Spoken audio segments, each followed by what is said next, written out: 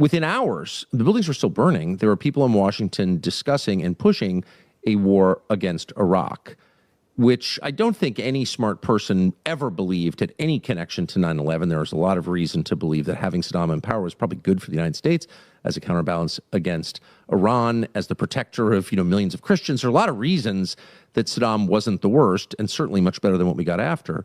But nevertheless, at the behest of a foreign government, Israel, the United States began preparing for war against Iraq immediately after the attacks on 9/11. Now, I'm not saying, I don't know more than that.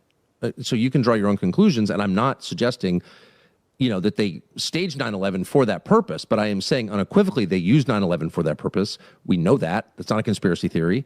And it's appalling. It's disgusting. The question about 9/11, the reason people have debated it for 25 years is the question of foreknowledge. Do people know this was coming?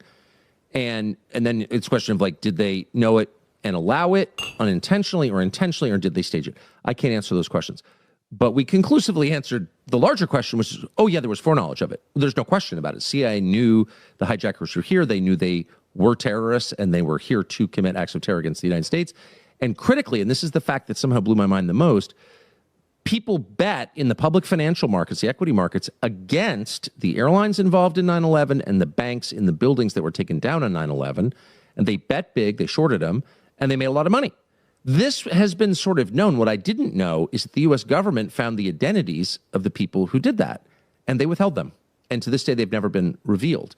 So this is a publicly traded series of trades, and in public markets, and we can't know who made those trades. Whoever made those trades clearly knew 9/11 was coming, and the government has protected the identity of those people for 24 years.